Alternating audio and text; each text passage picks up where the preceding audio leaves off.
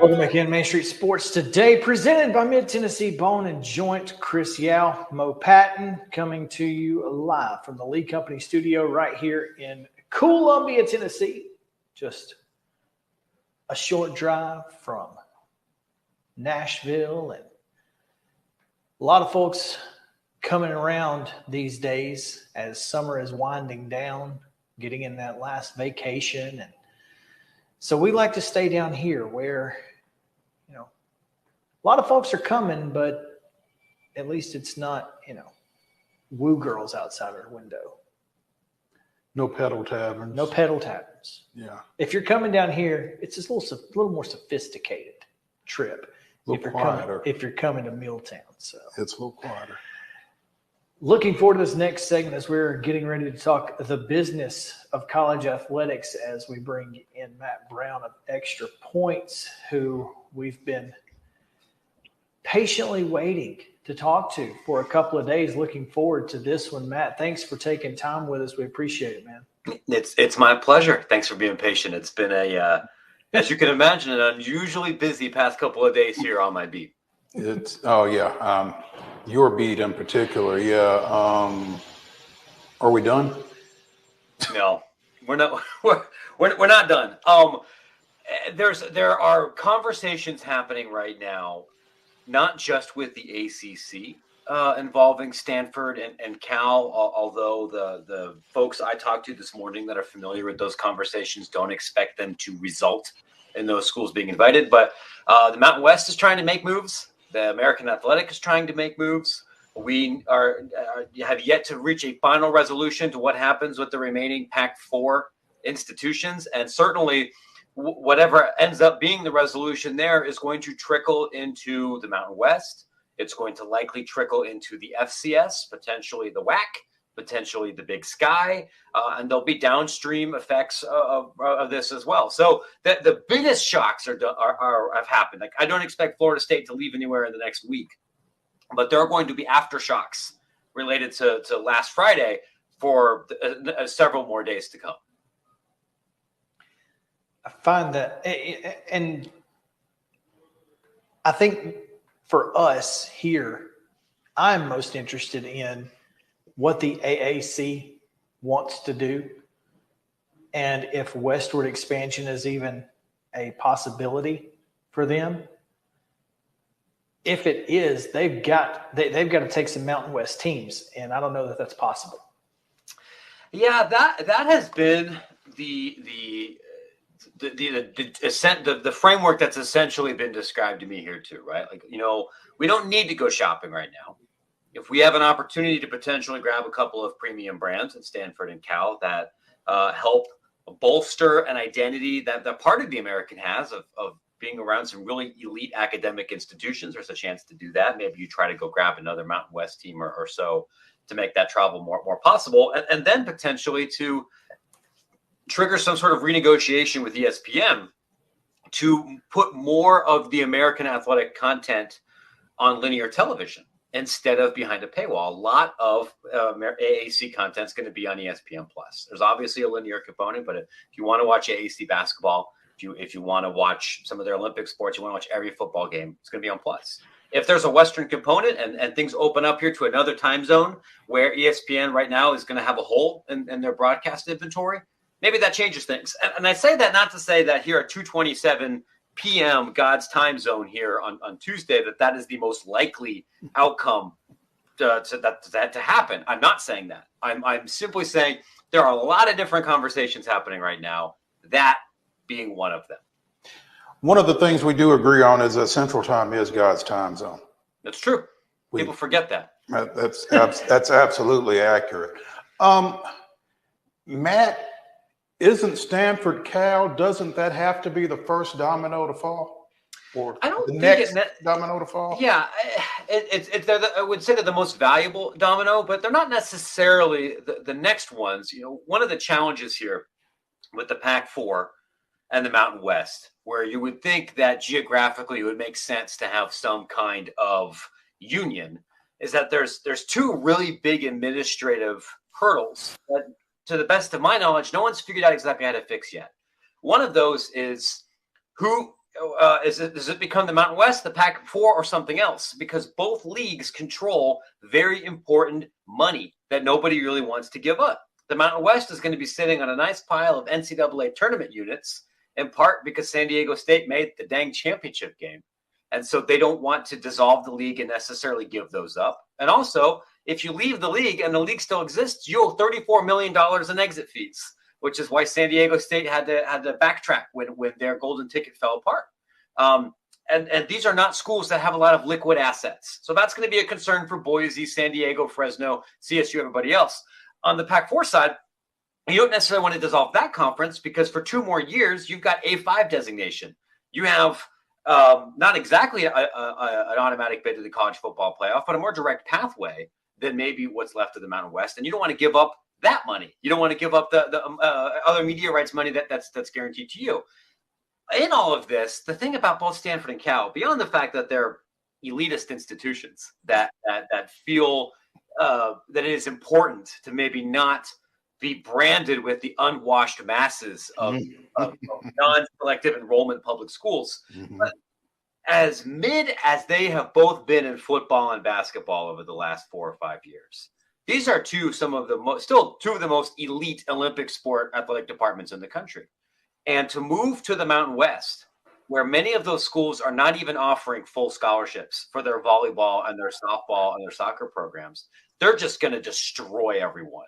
And that's not really a great competitive environment, to say nothing of branding. So I think it is possible, long way of saying here, it's possible Washington State and Oregon State may find a solution before Stanford and Cal do, and they're not necessarily tied at the hip with each other.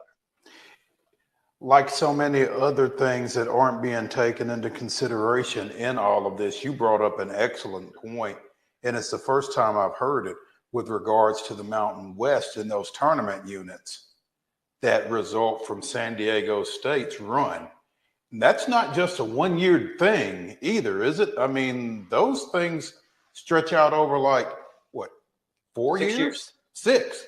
6 years. And I'd have to go double check the math. I think that's going to be a story for later this week. I think the Mountain West is still owed multiple tournament units from previous years, because it wasn't that long ago they sent like 4 teams to the tournament. Like, I know nobody advanced very far, but in practice, like per school, that comes out to close to $1 million a year when you add in all of those units from previous years before.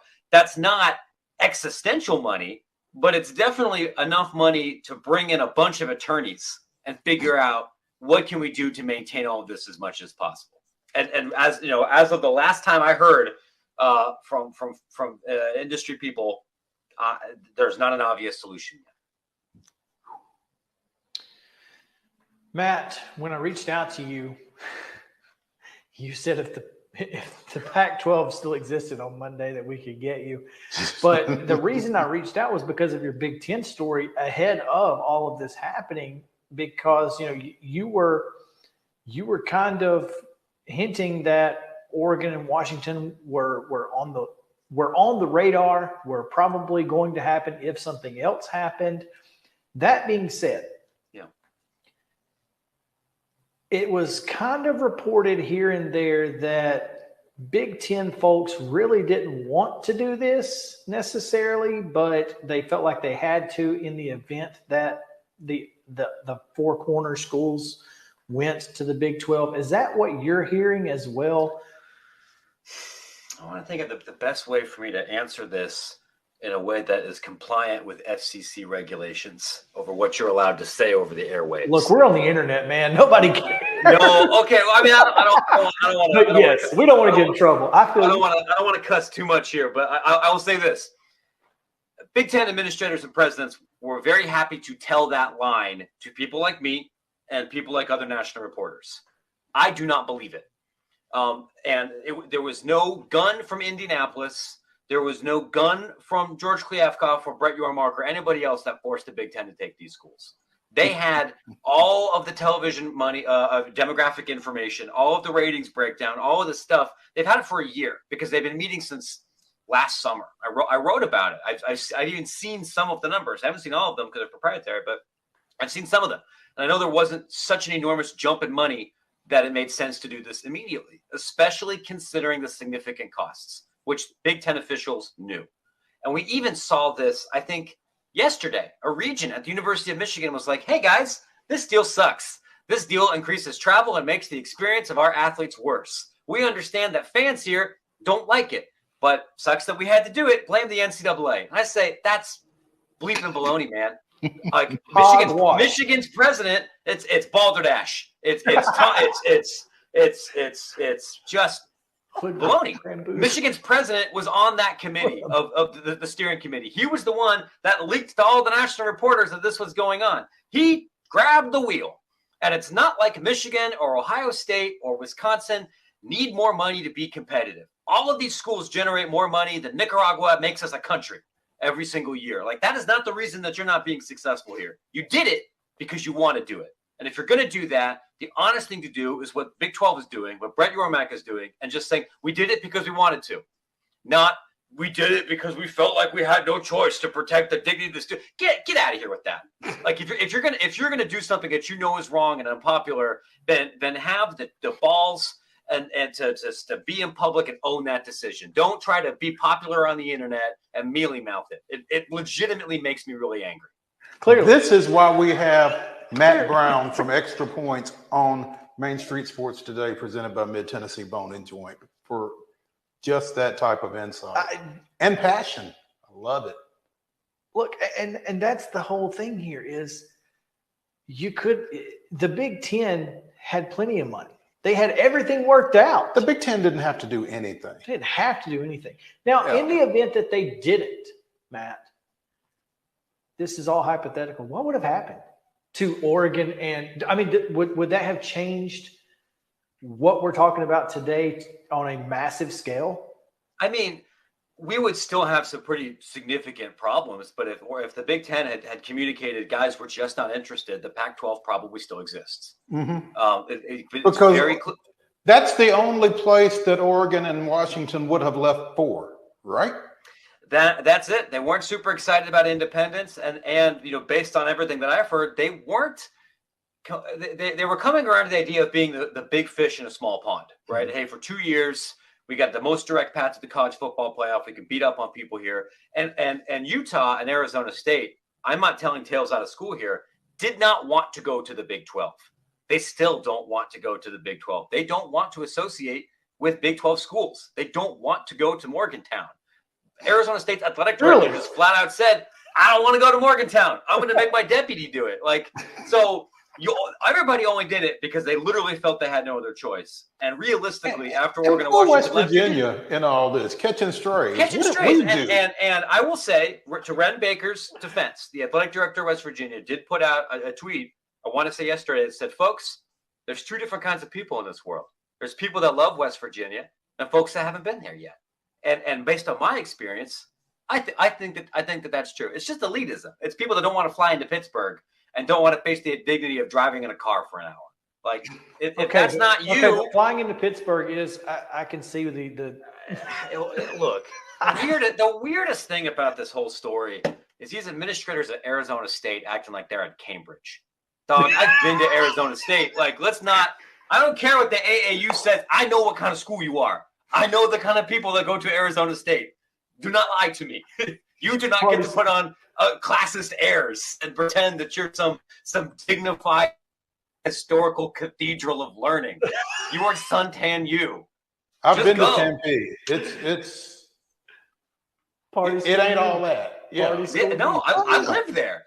I've lived there. No, it's very frustrating. So again, all this to say, yeah, they didn't want to do it, and they realistically had to do it once Oregon and Washington left, and that was the hesitancy about all of this. Will the Big Ten take them or not? And for me, I think anybody in Chicago or Indianapolis or in the Big Ten sphere that tries to say that we had no choice is simply not being honest with you. Just own the choice that you made. And you posted the meme of the guy shooting the dude on the couch. Why would the Big 12 do this? And it's the Big 10 asking the question. I think that feels like the most accurate depiction of this entire thing. Now, that being said, you say we're not done. If the ACC adds teams, what does that do to their grant of rights? Does it open the door? So I don't have this on. Jim Phillips has not clarified this with me, and I have not seen this read or heard this from a specific athletic director. What I've heard from consultants is, if you add Notre Dame, sure, we can redo the grant of rights, and that's it. Like if you add Connecticut and West Virginia and the Big East Friends and Cal and Stanford, we might adjust your individual payout. Adding Cal and Stanford would add more revenue to the ACC network because it would improve carriage distribution in San Francisco and probably Sacramento. ESPN would be happy about having a late night television window, but they're not going to redo the long-term television deal. So it doesn't fundamentally change the stress and the tension between Florida State and to a lesser extent Clemson and the rest of this league. And that is one of the many reasons why I don't think it ultimately happens, because as much as would be excitement about associating with those brands and maybe elevating some of your Olympic sports, it would be a lot of travel and a lot of a headache for something that ultimately doesn't solve your key problem. Where does Florida State want to go? That's what I wasn't going to ask. Somewhere, but where? I wasn't going to ask where does Florida State want to go, but I was going to ask who wants Florida State? JP Morgan. Clearly. Or at least their money, right? That is the $500 million question. And because I don't think the SEC does. I don't think the SEC benefits from Florida State. I don't think either the SEC or the Big Ten do at this point. And I haven't either read anywhere else or heard directly sourced that there's any university president in either league that's openly pining for Florida State. It would make each league a little bit more money, but it also brings a bunch of other problems. And I don't mind saying this, even though it might be controversial in this market. Now is not the time for Big Ten presidents to want to work with a public school in Florida. For reasons that have nothing to do with football, that will make the governance of this league harder. That might be a conversation you have in 2 or 3 years if maybe you got a different governor or you have some different folks working in the Department of Higher Ed. But listen, we already saw political tensions nearly tear this league apart over COVID, and now you just added 2 more deep baby blue governors and states, and then boards of regents that are going to be governing your school, bringing into a league with Iowa, Nebraska, and Ohio. This is not the time to go bring in governor culture war and higher ed. And people are going to be like, why are you bringing politics into sports? Why are you this dumb, degenerate lib? Look, man, I'm just telling you the truth. These are the kind of things that matter to presidents. And I could tell you they are things that matter in realignment because I know of specific examples where it's happened at the mid-major level. And if you don't talk about it now, you're going to wind up talking about it on the back end. That's exactly it. If you pretend that those issues don't happen, aren't a concern, and then you sit down for the first president's unit, and you have some legitimate governance problems, and this has happened in multiple leagues that I know of. So I'm willing to concede that Florida State may know something here that I don't. But I will say that to reach out to institutional investors and potentially private equity to finance that change is terrifying. And that is something that should bother any college sports fan, particularly for one that roots for a public institution, because the downstream negative implications of that move could be massive, far outstretching anything that has to do with the ACC. Matt Brown of extrapointsmb.com. Before I let you go, one quick question. I'm not even going to ask you a question. I'm just going to say a term, and you tell me anything and everything you want to tell me about it. UConn. In Connecticut, they sell pizza with clams on it. That's delicious. They claim they invented the cheeseburger. It's not. It really isn't bad, actually. Use a different kind of sauce. The wood-fired pizza there, it's very good. What I will say about UConn is that prior to last week, senior Big 12 officials in the Big 12 office were happy to tell all sorts of national reporters that they wanted UConn because they want to be in the New York City market. And they think that betting on college basketball and betting on New York as a way to make the Big 12 younger and more relevant to youth culture is very important. And athletic directors mostly, and some presidents mostly, did not want that because they've seen UConn play football in the last decade. And they recognize that they're not competitive in there. I also know that at the campus level and at the Big East level, there were a lot of people that weren't super excited about that because UConn fans like watching UConn play teams that they've heard of and that they have some kind of connection to, not Oklahoma State. That being said, nothing makes sense anymore.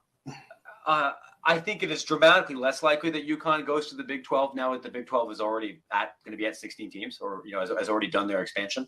But that the fact that the New York guy wants to be in New York is not a secret. And if the Big East's next television deal doesn't go super well, that's a school to keep an eye on.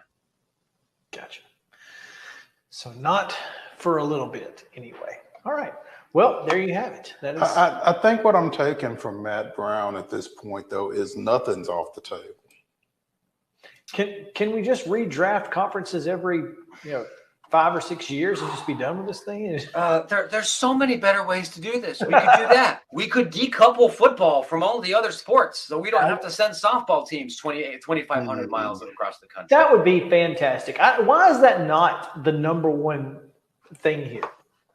Is it basketball? No, it's ego, and it's ego and control. And I'll get you out of here on this, and then unfortunately I do need to go. Gotcha. I've talked to a couple of commissioners about it on the higher end level. They don't want to give up media rights revenue from Olympic sports by not having those teams under their control. If you let teams set up conferences for different sports, you lose that inventory. You feel like it makes them less sticky to be in your conference, and just plain stupid ego. It's worked for hockey just fine. It works for volleyball. Almost any coach in any sport would say we would prefer doing that. It will make it easier to sell tickets. It would make it easier to make more competitive games. But we don't have great leadership in college athletics. And that's not just an NCAA thing. I think we have too many athletic directors, university presidents, regents, and conference officials who are too afraid to think boldly. And it's leading to people being hurt. And I would look at the past couple of days as an example of that. It's not great. Matt, thanks. We'll let you get out of here. Go get the kids if that's where you're headed. Yeah, we're going. Yeah, take them to the doctor now. Thanks, y'all. Appreciate you having me. Matt Brown again of extrapointsmb.com. Make sure to go follow him on Twitter, Matt Brown EP. Promise you, you're not going to find any better coverage of this particularly anywhere else. Mid-Tennessee Bone and Joint treats your orthopedic injuries and existing conditions. Our trained physicians will get you back in the game faster. Contact us at 931-381-2663 or www.mtbj.net.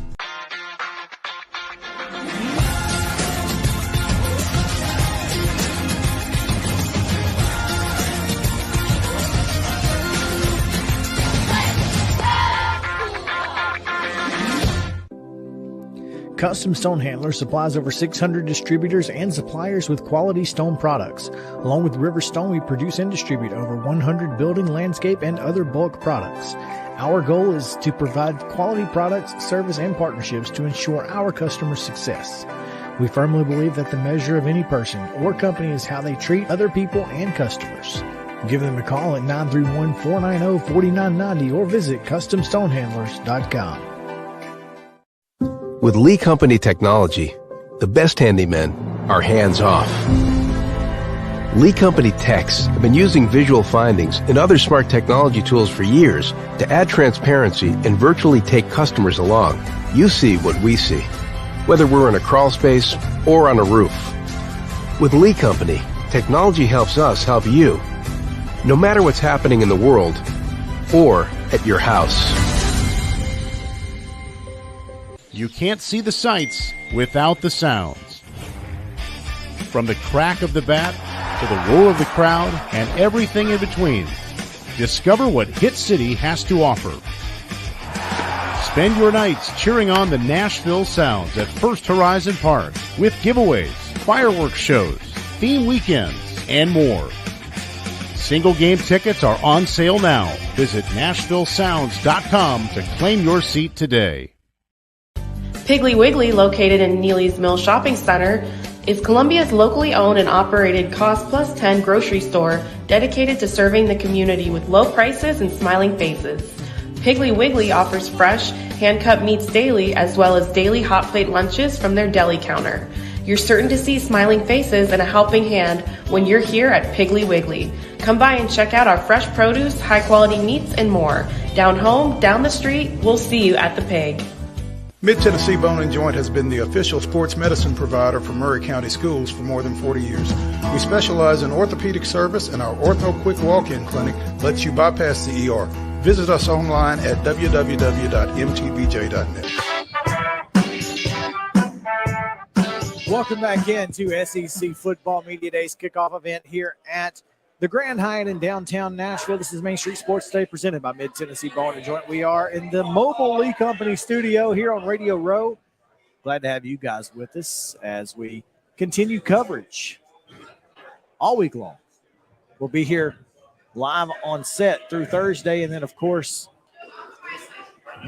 The marathon on Friday. A marathon indeed on Friday. You'll be able to catch Main Street Sports Today content from 2 until about 5 o'clock. It'll be 6:37. It'll be late. Ish. It'll be late Friday. So if whatever you want to see, we're going to have it. So, yes, we did, in fact, invite Scotty to be on camera. I don't know what happened, but You've got a fan or a foe. I'm not sure which. a publicist. That's one of my colleagues, Scott, who works at the Fiesta Bowl. Of course Fiesta it's Bowl. Scott. Yeah, of course it's Scott. Everybody's Scott. Yeah. So Scott, Scotty, yesterday we had Scott Ramsey. Yep. And we had Scott Rabelais.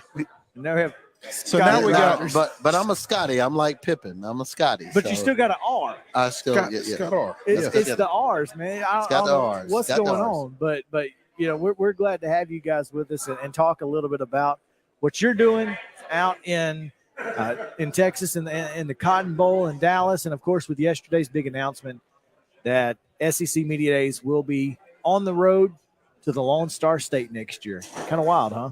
It is wild. It's I'm excited for my friends at the SEC office to come to North Texas, and we're going to be there to help them bring this event to life. It's an event that has grown exponentially over the years. As I mentioned before, I worked at the SEC in my first job out of college, so I worked 5 SEC Media Days on the staff. None like this. It was nothing like this. It was we were at the medical center in Birmingham, on Richard right, Arrington, right across from the office. Right across from the office, and then went to the Winfrey as time went on, and obviously that just has expanded and expanded and expanded. So this is just unbelievable, and it's great to be here and great to see some friends and talk about the Cotton Bowl. So what you're saying is drinks are on you in Dallas, right? Drinks are on somebody in Dallas. It'll still be on the SEC, but it won't be on me. But that's all right. We'll tell you where to go get some good ones. Okay, all right. And some good barbecue. Oh. That's what we need to know. That's the real question. There we go. That's what we call on Scotty for the insider information. That's right. Absolutely. We might need to give him some insider information about tonight when we leave here. Hello. I'm just saying. Speaking of barbecue? Yeah. So, what do you expect media days to look like in Dallas for the SEC? The hotel that they're going to Omni downtown is actually the hotel that we're very familiar with Goodyear Cotton Bowl Classic, as it's been our media headquarters for a number of years. So we know the layout of that hotel very well, and we're excited to get them connected with the great folks there and get us set up. I think you're going to see, a lot of things that you see here at this hotel. There's a great sports bar actually in the bottom of the hotel or on the ground floor, and some other spots. So I think there's going to be some good locations for folks to be able to do the things that they do and have a radio row like this one, and also have all the accessories and ancillary rooms that they need to do what they do to have a great event. Dallas is, the Dallas-Fort Worth, you can call it whatever you want to call it, the Metroplex, North Texas. There's a reason why Sports Business Journal called it the best sports business city in the country, because it is. I mean, you think about just in college sports alone, you got 5 Division I conferences. You got the CFP. You got the National Football Foundation. You got 3-4 bowl games. And that's just in college football, and then you start going a little bit deeper than that, and obviously you got everything in the major sports realm, but then even in the ancillary or semi-pro or pro sports realm, whether it's XFL, with Major League Rugby, Major League Cricket. I mean, there's everything going on in Dallas right now, and in the Dallas-Fort Worth area, and in particular in Arlington, where you got all the stadiums, in particular from Globe Life to Choctaw Stadium, and obviously our home at AT&T Stadium. It's just it's a growing place. People don't realize Arlington is considered a suburb of Dallas, and Arlington is the 7th largest city in the state of Texas.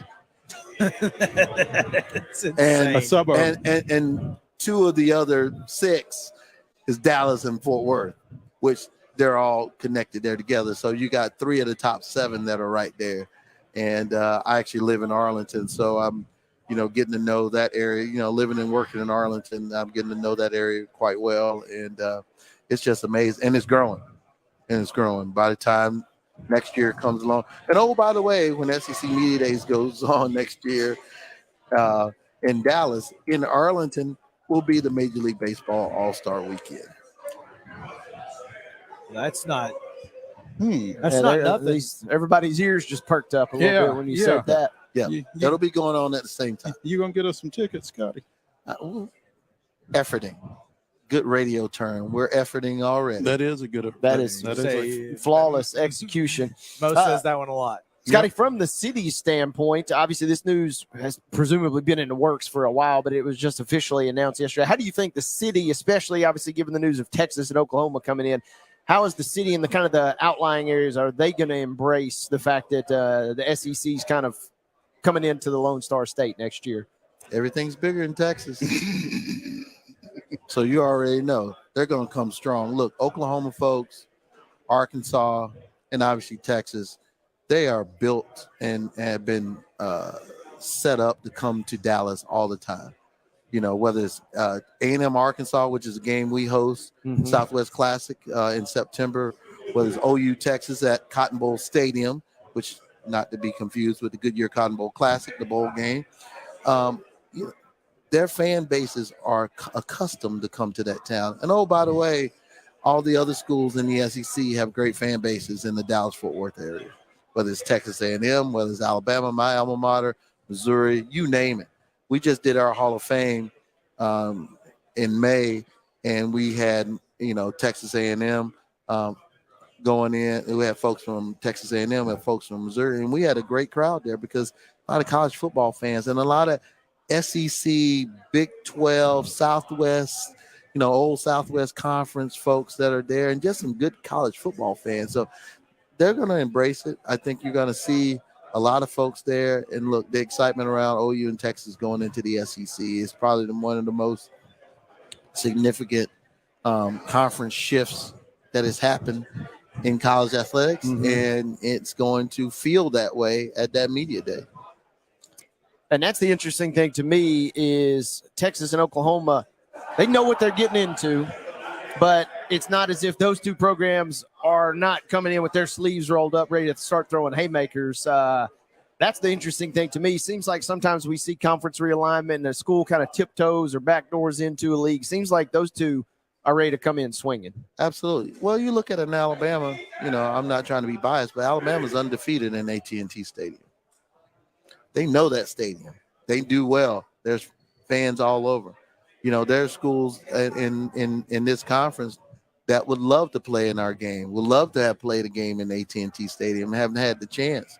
And we'd love to have them. So it's going to be a unique opportunity for some folks to see it. Hopefully we can get them out to the stadium for a portion thereof.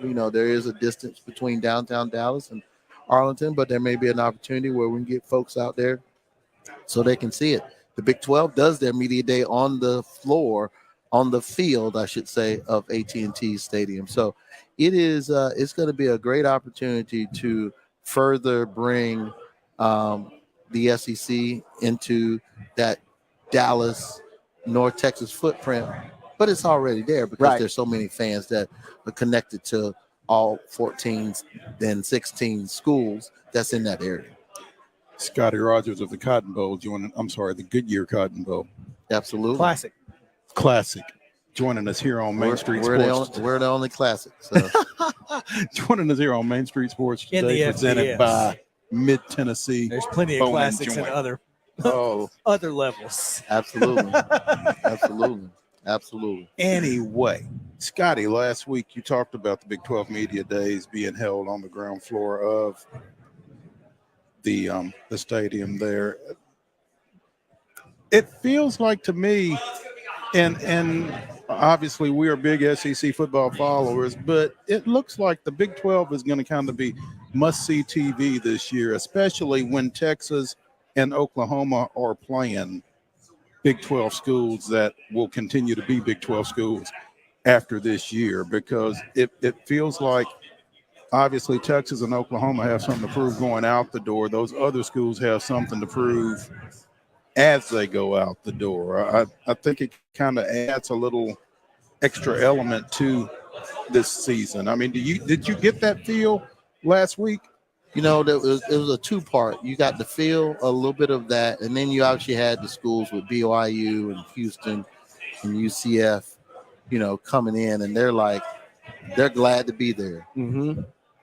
But they know they can, in Cincinnati, they know they can win. Look what Cincinnati did 2 years ago to get in our game as a college football playoff semifinal.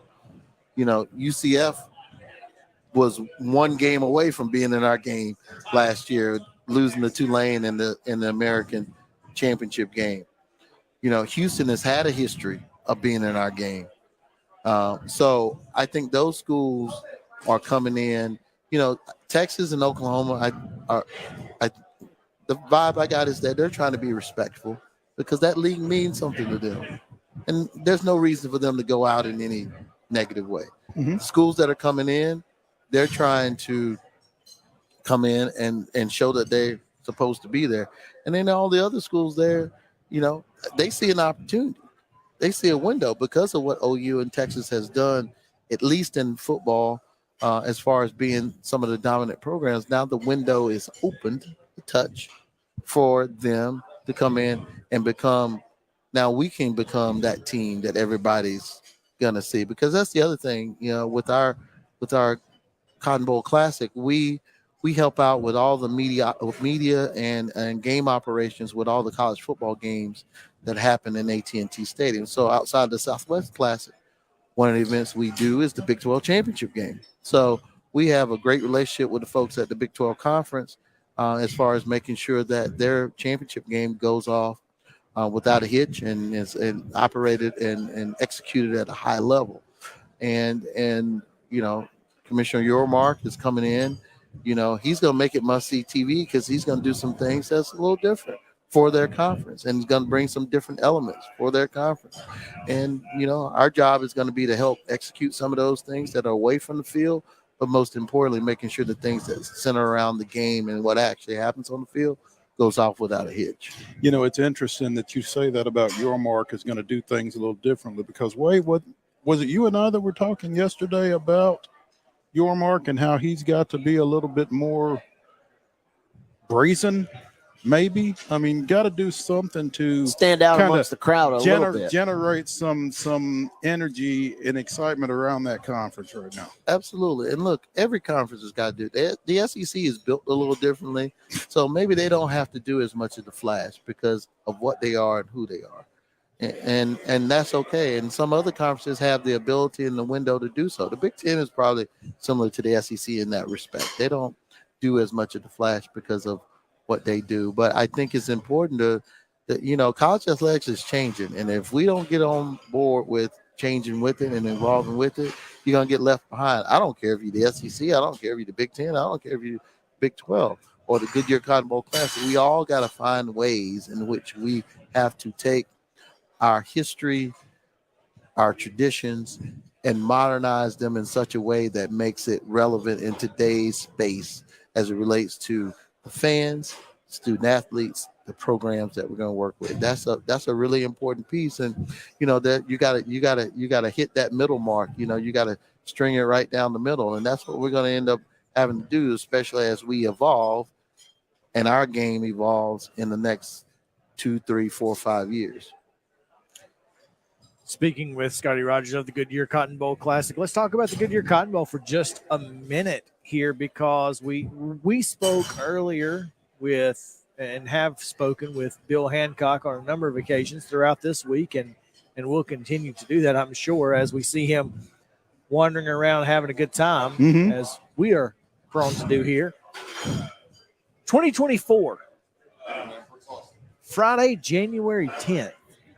That is a long time to wait for the Goodyear Cotton Bowl Classic in a postseason. It just seems like, man, 10 days after the start of the year. How crazy is that?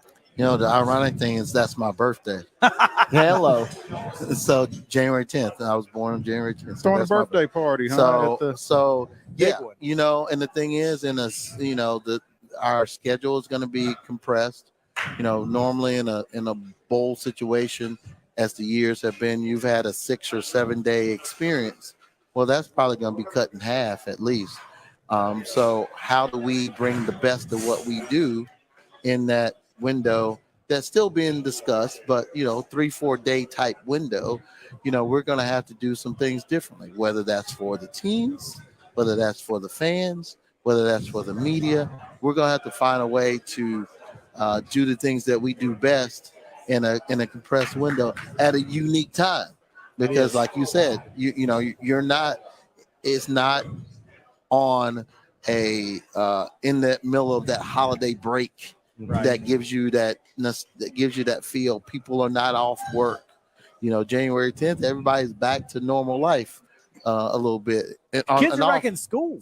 Kids are back in school in all facets. So it's going to create some unique opportunities for us to be able to do some things differently. But yeah, it's going to be a long time to wait for that semifinal, because unique for us is that in the first year of the 12-team playoff, just as the rotation goes, and we rotate with the Orange Bowl, so it'll be us in the Orange Bowl as semifinal games in that first year. And then quarterfinals in 25 on New Year's Eve, which will be a little bit more normal for you guys. Absolutely. And the other thing, that we're going to have to get accustomed to is, in the current situation, we learn our teams on, the first Sunday of December. Well, in the semifinal year, we're going to learn our teams 4 days before they arrive. Yeah. Because they might be playing on Saturday and then arriving on Wednesday. Yeah, that's and in a quarterfinal year where there's a little bit of break, we'll know one team on that first. We'll know one team 2 weeks in advance, and then obviously we'll know who the potential of the other two teams might be. So it's gonna create a lot of different operational changes and flow with how we do what we do. We're gonna have to compress our timeline on how we do the things we do to create the branding, to create everything that we do that makes it special, so that when those teams walk into AT&T Stadium, they know they're playing in the Goodyear Cotton Bowl Classic. And going forward after this coming year, they know they're playing in a CFP quarterfinal or a CFP semifinal. And that's going to be really important, because the crazy thing about the 12-team playoff is that there's a team that can be a Sugar Bowl champion and a Cotton Bowl champion in the same year, and then play for the national championship. How does that affect the swag is my question. Well, hospitality and swag is, we win that one. So we're gonna make sure we gonna make sure we keep winning that one. I don't want to be too bold there, but we want to make sure we keep bringing what we do, because hospitality and what we do as far as the overall experience for all those that touch our game, that come to our game, that's really important for us. We spend an inordinate amount of time working on the things to make sure that everybody that comes to our game has have an experience. I come to these media days and I see these coaches, and some of them have been there as head coaches, some of them has been in our game as assistant coaches, and they still talk about, the experience. They still talk about some of the things that happen. Their spouses still talk about some of the things that they got, and we still have that TV that you guys gave us. It's in our basement and we still use it, and those things are really important to us, because we want those memorable experiences, because the pandemic should have taught everybody this. We cannot take what we do in the world of sports for granted, because it was taken away from all of us. Rough. It was taken away from all of us. So for me personally, and I'm sure for many others on the other side, I don't take any game that we have, any opportunity we have to interact with the media, interact with student athletes, interact with programs. I cannot take that for granted, because, Mo and I go back when he was doing his journalistic work more so than he is now, and he was covering and covering women's basketball with Tennessee and Vanderbilt and Pat Summitt and Jim Foster. We go back, that's 20 some odd years ago. It's like that. Hold on now. It was Talk about pump the brakes. And that's those relationships are, to me, are critical. And I just, I'm just lucky that I have a place that I work and I care about with the Goodyear Cotton Bowl Classic, that we can continue to create lifelong experiences for all the folks that come touch our game. And I mean that for the media too, folks like yourself that come in. We want to make sure that you have a great experience, because you're the conduit to get our word and our message, and everything goes out to the masses. And we want to make sure that when everybody listens to Main Street today, that they know that that trip to the Cotton Bowl was just fantastic. Absolutely. And we want you talking about it 3 months after, 6 months after, 1 year after. We want to make sure it's a great experience while you're there. But when you're having your nostalgia conversations on the air, you remember that time we went to the Cotton Bowl Classic? We had a great time in this game, and that happened. And so that's what we really want to do. Well, Scotty, I can tell you this. Anytime you've been watching, especially during NFL draft, there are still highlights of Mr. Spears from Tulane just running roughshod over USC last year, over 200 yards. Now he's in the backfield. Continues. We hope that continues now that he's a member with the Titans. But an electric game last year between two teams that, your traditionalists maybe would not have speculated would have been paired up. But 91 points between Tulane and USC. And what really was one of my favorite bowl games of the entire season last year. There's no one that would have predicted that game to be that game. And oh, by the way, Caleb Williams, the Heisman Trophy winner, had one of the best games in 5 touchdowns, Cotton Bowl Classic history. And and he quote unquote doesn't get talked about because of Spears and because of Pratt and what they did, and obviously with the defense locking down and getting that safety at the end of the game. What an electric atmosphere of that game, and that's what the Goodyear Cotton Bowl Classic is about, giving opportunities. Because of the way the system works, we've had every third year we would get the Group of 5 champion in our game. And that's saying Cincinnati, who earned their way in as a college football playoff semifinal game. So to have Tulane, to have Memphis in our game, that has happened. Tulane really came in and they were hungry. I have a unique connection to Tulane because I worked at Tulane, and I was there the first 2 years of their time under Coach Fritz. And not that I was biased because I got friends everywhere. So, but I was happy for them. I was happy for USC because, Lincoln Riley and what he's done at Oklahoma in year one at a very tough place to coach at and be successful at. He came in and did that. And, obviously there was some disappointment because they didn't win at the conference championship, but they came in and battled in that game. And they didn't, Tulane just did what they needed to do. And it was a really electric atmosphere in AT&T Stadium for that game. And, one of the most unique things about this, and no disrespect to any other win Tulane's had in their football history, but most likely that was the biggest win in their football history. And it happened in our game.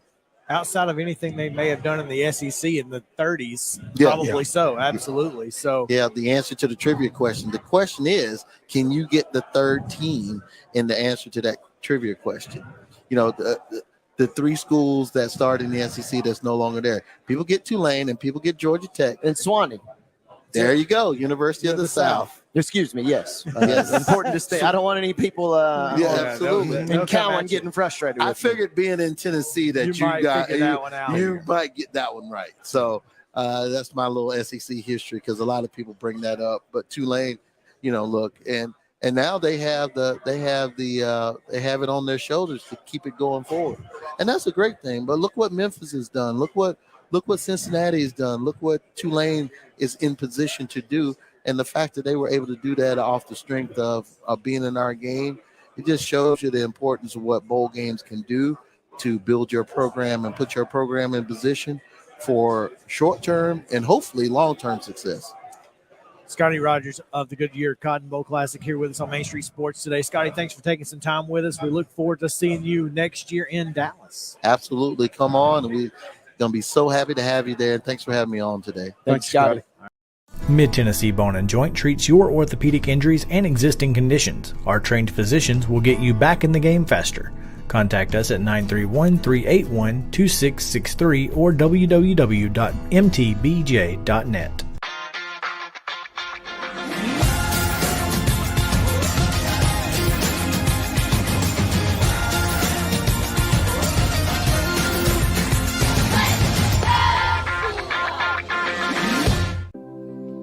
Custom Stone Handler supplies over 600 distributors and suppliers with quality stone products. Along with River Stone, we produce and distribute over 100 building, landscape, and other bulk products. Our goal is to provide quality products, service, and partnerships to ensure our customers' success. We firmly believe that the measure of any person or company is how they treat other people and customers. Give them a call at 931-490-4990 or visit CustomStonehandlers.com. With Lee Company technology, the best handymen are hands-off. Lee Company techs have been using visual findings and other smart technology tools for years to add transparency and virtually take customers along. You see what we see, whether we're in a crawl space or on a roof. With Lee Company, technology helps us help you, no matter what's happening in the world or at your house. You can't see the sights without the sounds. From the crack of the bat to the roar of the crowd and everything in between, discover what Hit City has to offer. Spend your nights cheering on the Nashville Sounds at First Horizon Park with giveaways, fireworks shows, theme weekends, and more. Single game tickets are on sale now. Visit NashvilleSounds.com to claim your seat today. Piggly Wiggly, located in Neely's Mill Shopping Center, is Columbia's locally owned and operated cost plus 10 grocery store dedicated to serving the community with low prices and smiling faces. Piggly Wiggly offers fresh, hand-cut meats daily as well as daily hot plate lunches from their deli counter. You're certain to see smiling faces and a helping hand when you're here at Piggly Wiggly. Come by and check out our fresh produce, high-quality meats, and more. Down home, down the street, we'll see you at the Pig.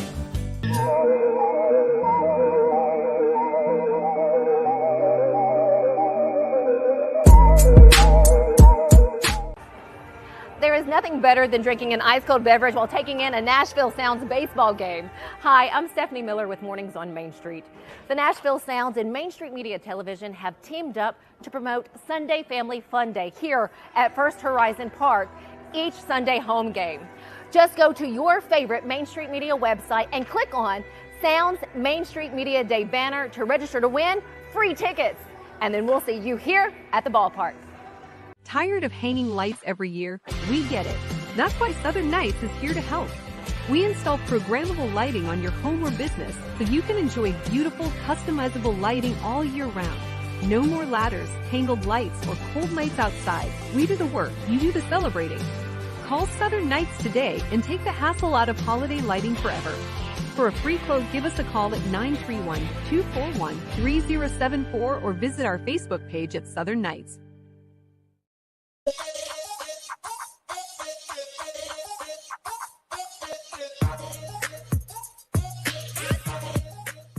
Welcome back into Main Street Sports Today, presented by Mid-Tennessee Bone and Joint. It is time now for Titan Insider Report from Terry McCormick, powered by Zen Sports. Terry, welcome in. Thanks for bringing it to us. Thanks for having me. The Titan Insider Daily Report brought to you by Zen Sports, the new sports book in Tennessee that's changing the bonus game. Today was a day off for the Titans, and tomorrow will be as well before they get back together on Monday and start their preparation for the regular season opener against the New Orleans Saints down at the Superdome. Let's review a little bit of what went on yesterday. Several guys out of practice, including Jeffrey Simmons, Harold Landry, Arden Key. Of those three, the one I would be most concerned about is Arden Key because he's been on the shelf a little bit with a calf injury, and the Titans picked up off the scrap heap Trevis Gibson, who had 7 sacks 2 years ago for the Chicago Bears. Not only as depth, but it sounds like that could be potential insurance just in case Arden Key's calf injury is not ready to go when they take on the Saints down in New Orleans. Terry, got down to the 53-man roster earlier this week, and a couple of rookies on the roster of local note in particular.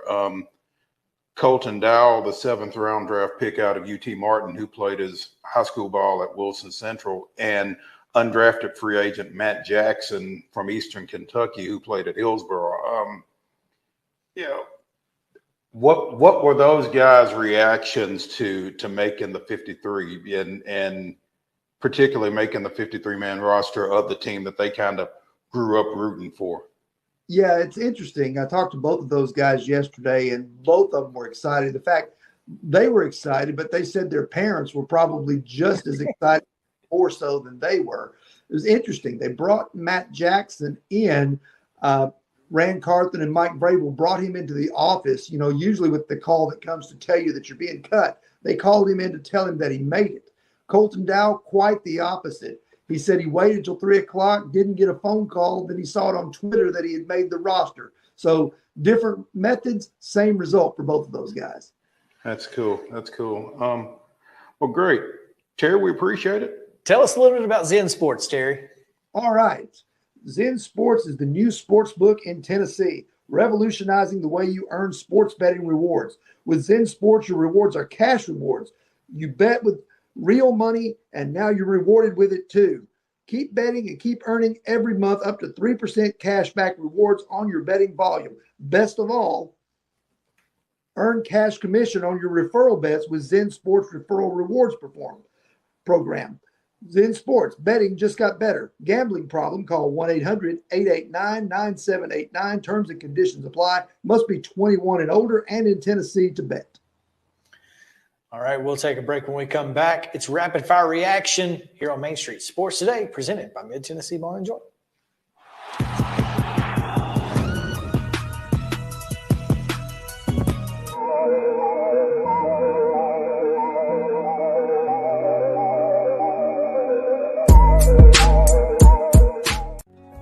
Since 1975, Mid-Tennessee Bone and Joint Clinic has treated the orthopedic needs of Middle Tennessee residents. The trained physicians provide surgical options and minimally invasive options to treat all orthopedic needs. The walk-in clinic, OrthoQuick, helps you bypass the ER while treating sports injuries and acute needs Monday through Saturday. Visit MTBJ online at mtbj.net or on social media at Mid-Tennessee Bone Joint Clinic. Let your child play like the pros this fall season and join Titans Flag Football in their NFL Flag Football League. Titans Flag Football is no contact, easy to learn, convenient with teams meeting once per week for practices and games on Sundays. And we cannot forget it's ridiculously fun. Teams are co-ed with ages from pre-K through 8th grade in select locations across Middle Tennessee. Visit TitansFlagFootball.com and sign up before registration closes on September 4th. Let's play together and win together this fall season with Titans Flag Football. Y'all, I'm serious right now. They have a dragon here. I saw it. But no, they don't. There's no such thing as dragons. I swear, I saw it. It had huge claws. Get out of here. It had eyes as big as the moon. Come on, I'll show you. Wait up.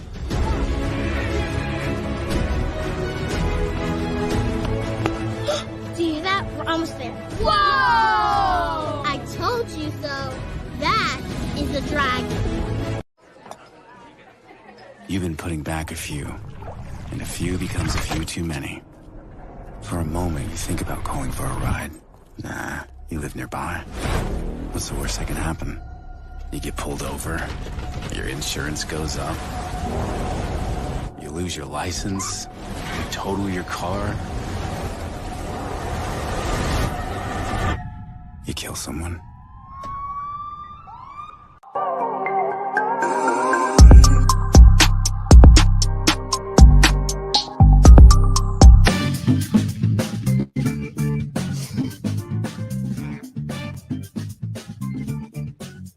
Welcome back to SEC Football Media Days kickoff event here at the Grand Hyatt in downtown Nashville. This is Main Street Sports Today, presented by Mid-Tennessee Bone and Joint. We are in the Mobile League Company studio here on Radio Row, coming to you from SEC Media Days. Man, what a fantastic week it has been so far, and a continued fantastic week as we've got another day and a half or so left of this thing. So it should be a lot of fun. Again, we are happy to be with you and bringing you the most timely and comprehensive sports and sports news coverage in all of Middle Tennessee. Mo, always a good time when we get to SEC Media Days because this next guest is going to be around and our conversations lead to fruitful things happening, especially here in Nashville. They do indeed, because the last time we had this guest, the question came up, what would happen if Nashville gets a new stadium? And I don't know if our conversation had anything to do with Nashville getting a new stadium, but we talked to Bill Hancock about Nashville getting a new stadium. They're getting a new stadium.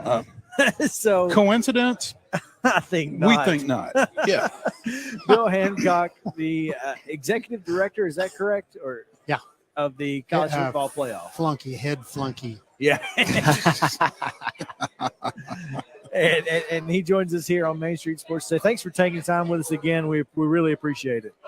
Thank you for having me. And I know Middle Tennessee Bone and Joint, Mid-Tennessee. That's right. Mid-Tennessee. I will give a commercial. I just had a knee replacement about 6 weeks ago. Not with them, but with somebody else in Kansas City. But if you're thinking about getting a knee replacement, go do it. Well, I'm going to tell you. Put it off. You had it 6 weeks ago? And I never. 6.5. And I never would have known to watch you walk around here. It's a miracle. It is a total, absolute miracle. So anyway, Changed your life, that's huh? my commercial. You're not the And first person I've heard say get your knee replaced. Don't fool around. There's no reason to fiddle around with it. Just go do it.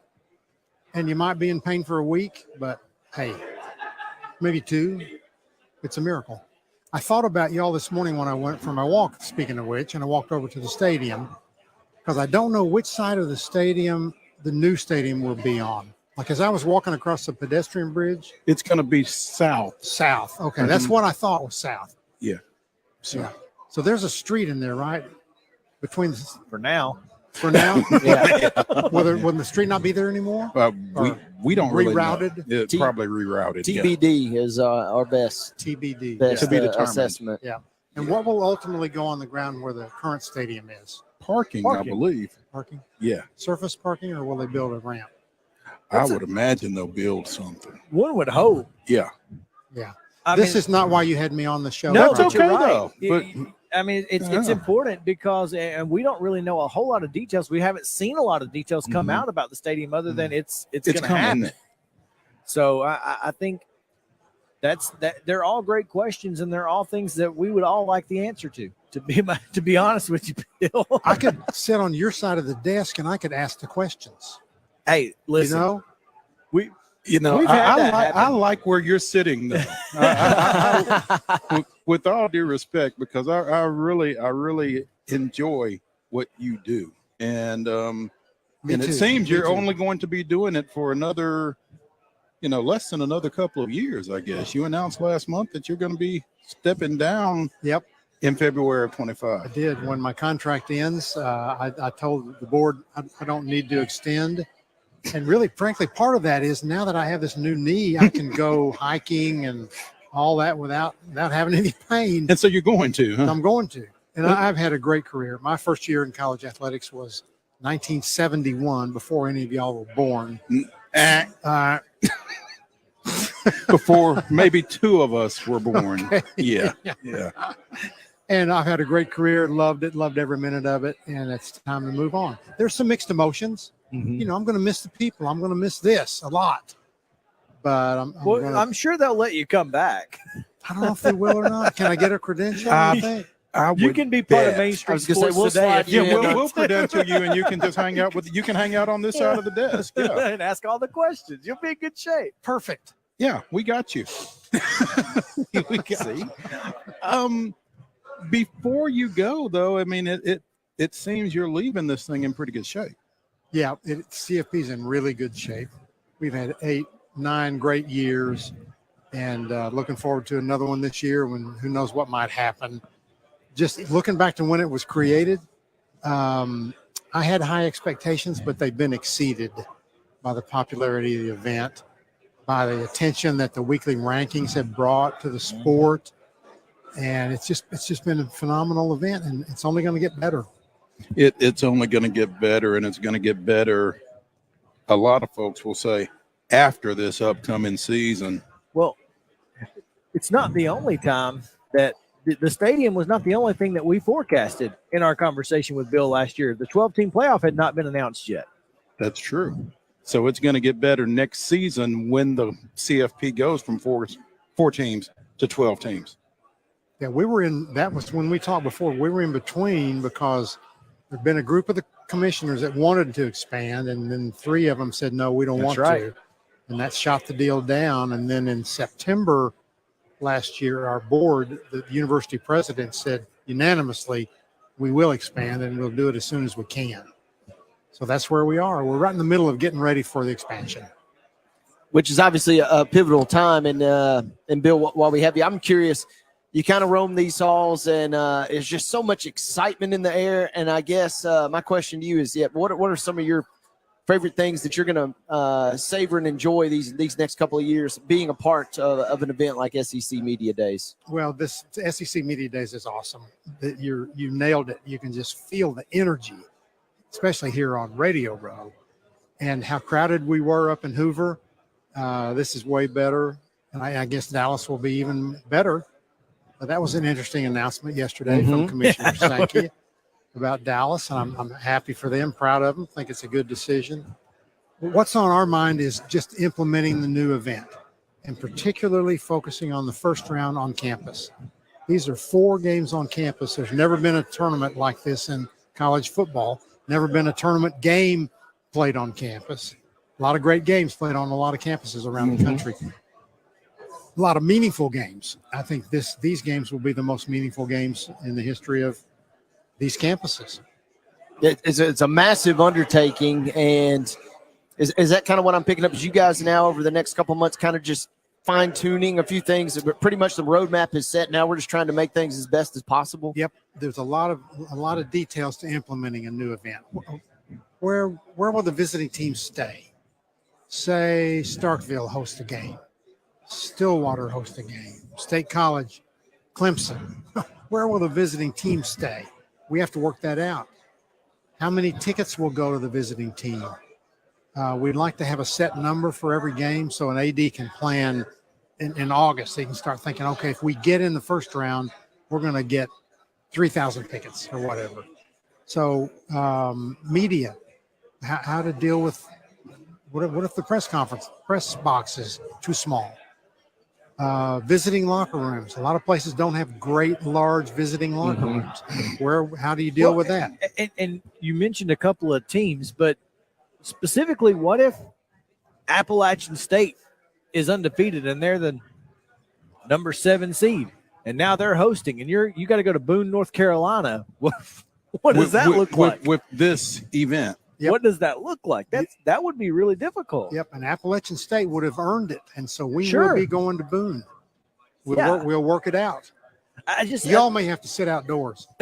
I mean, that's kind of bring your parkas. I'd be okay with that. I don't know if I want to sit outdoors in Boone, North Carolina in December. In the time that we're going to be playing a college football playoff game. Well, and on top of that, you're going to have 4 games on different campuses across the country, and you guys probably will have to staff that too, won't you? We will. Yep. So we will. that's going to be an undertaking. So in other words, y'all hiring? Y'all are hiring. That's what I'm hearing. That's going to be tough. The fact is, the home school will do most of the work. Gotcha. Of course, they're there. We've got them there. There's no reason to do anything different. How much of the home school pageantry will you have? Will you have Wisconsin? You'll have to have a jump around in the third quarter. And that's interesting because, we're not too far removed from the NCAA baseball tournament and the College World Series and that kind of thing. And they really kind of sanitize those postseason games where they can't necessarily play the home team's walk-up music. The home team isn't always the home team, different things like that. So again, how much of that home team pageantry do you allow in that tournament setting? The magic of a college football Saturday is a lot of the pageantry. And so we don't intend to get rid of it right now, but we do intend to let the visiting team have their run-on music. So maybe the pregame show is going to be a little bit longer because you've got to have both. But I don't suppose we'll have in the third quarter the giveaway of the scholarship for the journalism school at Oklahoma. I don't suppose we'll have that. Sure. So it'll be a combination, but keep that homeschool pageantry. Both bands would be ideal. Both bands would be ideal. Both bands would be ideal. What makes college football special? You can list a lot of things. Marching bands. It is. That to me, that's what separates college football from professional is the things surrounding the event. And college football playoff events are just that. I mean, this is not something that's going to be a show up on Saturday kind of thing. You're going to have ESPN crews out. You're going to have CBS crews out. It's going to be a big deal. It's going to be a big deal. Yep. It's going to be really cool. And then, of course, 10 days later, the winners go off to the bowl games to play New Year's Day and New Year's Eve. We envision one game New Year's Eve, 3 quarterfinal games New Year's Day. And so 10 days later, they go play again. And then 10 days after that, they go play in the semifinals. How special is it to you, and you may not have even thought about this to this point, to be the executive director to enact all of that as kind of your swan song to some degree? I guess I really haven't thought about that. I will say this: when I was hired to do the CFP, I was the only person at the start, and the commissioner said, "Okay, build a staff, get a selection committee, finish the TV rights." And I'm like, "Okay, No big deal. no big deal." And looking back on it now, I should have been scared to death, but I wasn't. It was a great opportunity, and now we have a great staff, and basically they do all the work. So that's what we'll do with the new deal. We probably add a few staff. We have 17 on our staff at our office in Dallas, plus 3 on our foundation staff. And we may need to add a few more. It's going to be awesome. It should come as no surprise, guys, that Bill's able to pull all this off with his background as a co-side Hall of Famer. I mean, it kind of goes back to the old adage: if you can do anything in sports information, you can do just about anything. Bill, I'm sure you're aware of that. I did start my career in sports information, and I did. They had 1 year where they couldn't find anybody to put in the Hall of Fame, so they stuck me in there. I find that somewhat hard to believe. I find it terribly hard to believe, actually, but I don't think anybody in the athletic department knows as much about all the department as the sports information director. Right. And I mean, you watch so much from that position. I was a student worker in sports information at Middle Tennessee State. So, I mean, and this guy was a former athletic media relations director. So, I mean, we've kind of got a feel for and an affinity for those folks. So, but I truly believe that position in particular, you're balancing so many hats or wearing so many hats at once. Kind of like this role that you're currently serving in. It seems like those positions are sometimes best equipped to pull off big operations like this. Yep. And I think if you need to know how to write. If you're going to want a career, you need to know how to write. Now, I know a lot of young people don't care about that. All they want to do is tweet. But you need to know how to write, and you need to know how to read, be a reader. When young people ask me about what do I need to do, I say read and write. Know everything about the business that you can possibly absorb. And I got a chance to be a student assistant in sports information my junior year in college, and I thought I had died and gone to heaven. It was the coolest thing. We carried typewriters up to the press box on Friday afternoon to get ready for games. And did you carry the mimeograph? I did, and Wow. if you had to be careful with that mimeograph machine because you could spill the fluid on your pants while you were carrying it up to the press box. So you had to be real careful. and you had to carry it up because, Floyd Stadium, Tennessee Tech, there were no elevators, So yeah, you had to lug that stuff. Yeah, we had an elevator at Oklahoma. We were kind of big time. Oh, you were kind of big time. Ooh, yeah. It fit 6 people could go up at once. Oh, no. That didn't take long to get up there, did it? You carried it up all the stairs. Oh man, all the steps. Yeah. No wonder you're so big and strong. Well, big anyway. No. I thought I had it bad having to carry a backpack with about 4 laptops in it, but no. I know that you guys blazed a different trail for me. That's for sure. When I was my first year in the business, we had Oklahoma had a good team, 1971. That was a game of Oklahoma, Nebraska on Thanksgiving, both undefeated. Great 35-31 game. And that was my introduction to the world of college athletics. And I thought, man, I'm in the greatest career ever. My salary was $7,000 a year, and that was fine. I had a wife and a baby, and we did great. And we had to walk uphill to school in the snow. Well, there we go. Because you're working in sports.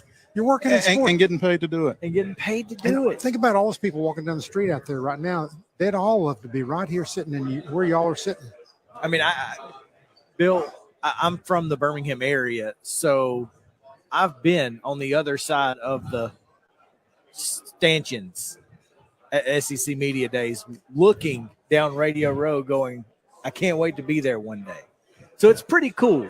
And there is a level of excitement, when you're able to be here in this type of environment. And those folks out there, they working in sports is a lot of fun. So for those of you out there who are, looking at potentially working in sports, you're never going to be rich, but you can have a lot of fun doing it, and you get to talk to folks like Bill Hancock. Like Bill Hancock. Well, truly, I mean, you have a lot of good friends, but isn't it funny because they think it's all about games, and games are such a tiny percentage of what any of us do. Yeah, yeah. Microscope. Bill, before we get you out of here, what's going to be one or two big things, or maybe that you're most proud of with your time, kind of forming and shaping? This has literally been your baby in many regards, and just what's one or two things that you're most proud of during your tenure? Ooh, good question. Well, just the fact that we have a playoff and that it has been so successful.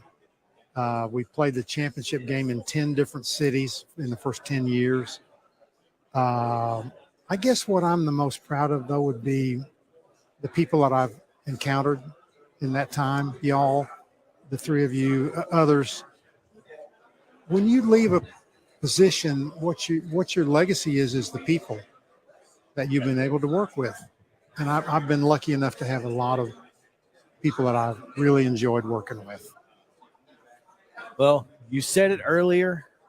You said it last year. All the boxes can be checked for Nashville as soon as that stadium's done. Do you foresee the College Football Playoff Championship being in this city, or at least a semifinal in this city, within the next few years? Well, I'll never forget the day Scott Ramsey called me after the council had made I bet he did. I bet you were the first call. I bet Scott said, let me get Bill on the phone. I will never – he called me the day before to say, tonight's the night. And I'll never forget the excitement in his voice. Oh, yeah. And the fact is, it's going to be hard for CFP not to go to Nashville. Now, I'm making a commitment on the part of whoever takes my place. Yeah. I'll be gone. I need to tell Ramsey – I just want a credential to go see the game. I just when need it's to here. be there. That's right. It's going to be awesome. Well, Scott, we've said it a number of times this week. Nobody throws a party quite like Nashville, and you put a college football championship game right here in this town, and it's going to be insanity. This is a world-class city, and now it's going to have a world-class stadium.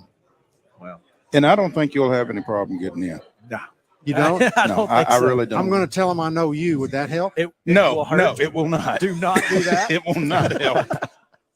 In fact, that's probably the one way that you won't get in. So be careful with that. Yeah. Hey, it's been great, y'all. It's been really fun. Bill Hancock, Executive Director of the College Football Playoff here on Main Street Sports Today. Bill, again, as always, it's a pleasure, and we cannot thank you enough for all the work you did to make this happen, and for your patience today as we tried to scarf down some lunch. So thank you. Appreciate you. The corn was pretty good up there. I don't know if you had it the was corn. it was all really solid. The pork, all good. So yeah. We'll All take a right, y'all break. take care. When Thanks, we come Bill. back here on Main Street Sports Today, more live from the SEC Football Media Days kickoff event at the Grand Hyatt in downtown Nashville. Come back with us. Mid-Tennessee Bone and Joint treats your orthopedic injuries and existing conditions. Our trained physicians will get you back in the game faster. Contact us at 931-381-2663 or www.mtbj.net. With Lee Company technology, the best handymen are hands-off. Lee Company techs have been using visual findings and other smart technology tools for years to add transparency and virtually take customers along. You see what we see, whether we're in a crawl space or on a roof. With Lee Company, technology helps us help you, no matter what's happening in the world or at your house. Jones & Lang Sporting Goods here in Columbia has been outfitting teams, officials, and anybody else from T-ball to college for 50-plus years. Be sure and check them out at 931-388-8060 or online at jonesandlang.com. Jones & Lang Sporting Goods, the look of a winner. Zion Christian Academy, ZionEagles.org or 931-388-5731. You can schedule your appointment. Go tour their campus. It is beautiful over there, and you're definitely going to want to see it. Again, it's ZionEagles.org. Give them a call, 931-388-5731, and schedule your tour today. Did you know that up to 80% of us will experience back or neck pain during our lifetime? Many of you are offered surgery or addictive pain pills to relieve your chronic pain. At the Dr. Gill Center for Back, Neck, Chronic Pain Relief, we have been leading the way to better health, naturally, and have helped tens of thousands of people right here in Middle Tennessee for the past 30 years. I came to Dr. Gill about 10 years ago after my local doctors recommended surgery. I knew about Dr. Gill and wanted to see if he could help me. 10 years later, I am pain-free, no surgery, and no pain pills. Surgery is scary, and over 40% of all back surgeries fail, creating a cycle of surgery and pills. There is a safer solution to your chronic pain. Make the call to the Dr. Gill Center for Back, Neck, Chronic Pain Relief today and get your life back. This office visit is normally $299, but call today and receive your initial consultation, report of finding for just $49. But hurry, this offer won't last long. Call 615-768-8743. That's 615-768-8743. You can't see the sights without the sounds. From the crack of the bat to the roar of the crowd and everything in between, discover what Hit City has to offer. Spend your nights cheering on the Nashville Sounds at First Horizon Park with giveaways, fireworks shows, theme weekends, and more. Single game tickets are on sale now. Visit NashvilleSounds.com to claim your seat today. Mid-Tennessee Bone and Joint has been the official sports medicine provider for Murray County Schools for more than 40 years. We specialize in orthopedic service, and our Ortho Quick Walk-In Clinic lets you bypass the ER. Visit us online at www.mtbj.net. Since 1975, Mid-Tennessee Bone and Joint Clinic has treated the orthopedic needs of Middle Tennessee residents. The trained physicians provide surgical options and minimally invasive options to treat all orthopedic needs. The walk-in clinic, OrthoQuick, helps you bypass the ER while treating sports injuries and acute needs Monday through Saturday. Visit MTBJ online at mtbj.net or on social media at Mid-Tennessee Bone Joint Clinic. Well, thanks for having me, guys. Glad to be here. Yeah. So Houston is the chief cook and bottle washer for Mockingbird Title and Escrow, which is a new sponsor here on Main Street Sports Today as of, I guess, Friday, official? Coming up on Friday. So Houston, exactly what is your title, seriously? I would just be the owner, the attorney. I'll take cook. What were all those other things? I might want to put those cook and bottle washer. Yeah. But yeah, Mockingbird Title is my baby. We'll just put it that way. Now, how long have you all been in operation? Well, I started, I guess that depends on your definition of operation. Mockingbird itself started in 2020. I started practicing law in 2014 and quickly realized that the world's best networkers are real estate agents. And if I could cater to those folks, then they would tell folks far and wide, and that was the best way to grow my business. So I practiced in areas that could serve real estate agents, probating estates to get title from an estate into the heirs of a decedent, or quieting title for investors who had bought property out of tax sales. And that led me to the title world. And I worked as in-house counsel for a couple of title companies, but realized I missed the practice of law. So I started Mockingbird as a way to have my cake and eat it too, where I could both practice law and also have the title company in a symbiotic relationship. And I think it's led to a pretty unique business model in the Middle Tennessee title company market. And in the Middle Tennessee title company market, where real estate is booming, and it's got to be a pretty sweet spot to be in. It is. Folks have been justifiably concerned about rates rising and that slowing things down. But we are very spoiled here in Tennessee. Slowing down for us in the Nashville and Middle Tennessee market is really something close to normal, or what should be normal in most places. It seems everyone still wants to move to Nashville and the surrounding counties, and even the surrounding counties, it seems. Houston, what makes Mockingbird a little different? Obviously, you being an attorney has something to do with that. What kind of sets you guys apart? Well, a little bit of what I touched on earlier. We can provide one-stop shopping, so we can take care of a lot of those legal issues that precede even getting a contract for the sale of a property. So, if someone has passed away and we're looking to get title into the heirs' names, there's a court process that goes along with that. So I can handle that before there's ever a contract. Or I mentioned quiet title actions if someone has bought a property out of a tax sale. So if I'm handling these things with the court from the get-go, I know ahead of time what the title requirements are going to be, and I can meet those requirements. So we're not having to go back and get orders re-signed and things like that.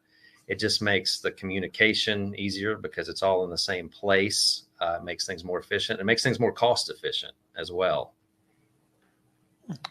Well, that's it's so important for folks, especially who are watching this show, to know, if you're looking to buy a house, there are a lot of different ways to go about it, but you absolutely need someone on your side who can navigate all of the issues that certainly come along with closing. And closing is obviously the most difficult part of probably a real estate process, let's be honest, and having an experienced person on your side at the end of the day is really key.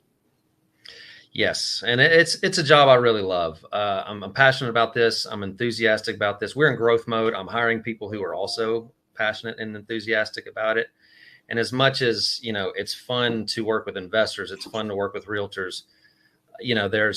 We did a closing yesterday for a family with a new baby, closing on their very first home. There were tears at the end of the closing at the closing table.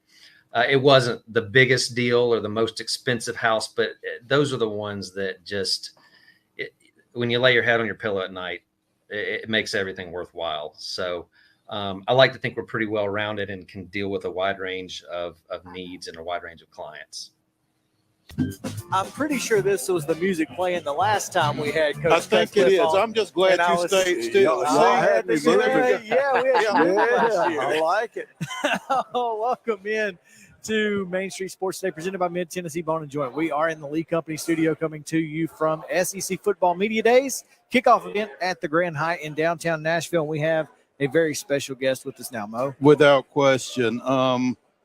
Longtime Tennessee offensive coordinator, former Ole Miss and Duke coach, David Cutcliffe, joining us here on Main Street Sports Today, presented by Mid-Tennessee Bone and Joint. And we were just kind of reminiscing about some of his former players from the area and the opportunity for him to visit with some of them. But, Coach, this will be your second year off the sideline. What was last year like for you? First time in how long? 40 some odd years.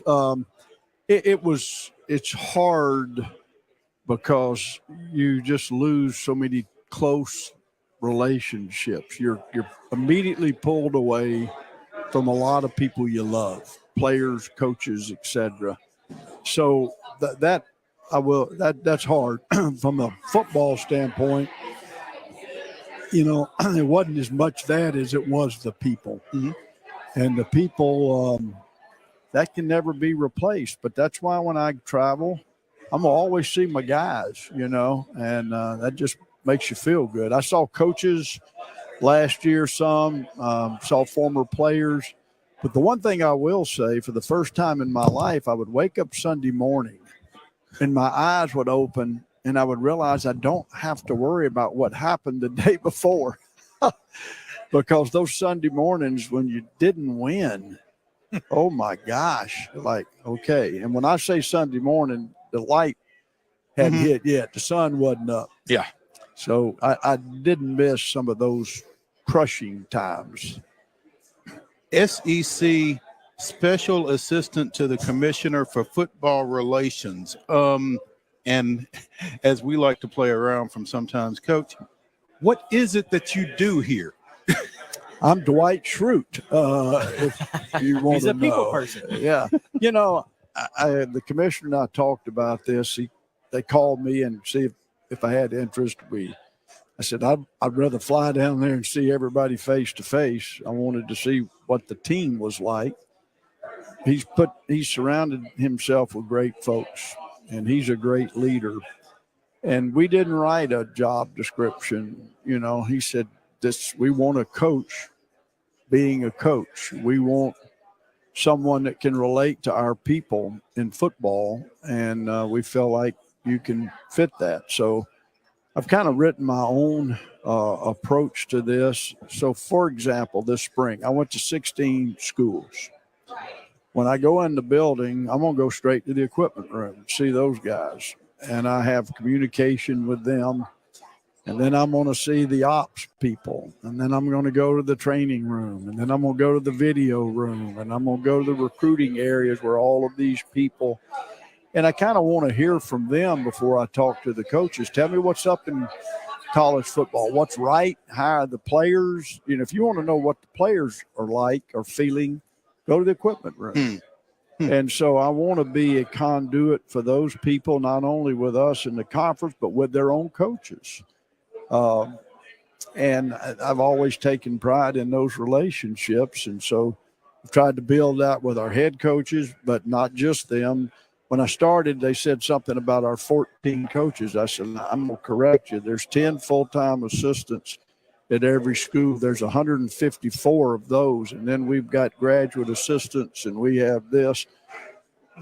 You know, and I just am building relationships. And what I'm got to do is be a good listener, be an encourager, but I can also help them understand it's not as simple sometimes as we think it is as coaches to fix all of this.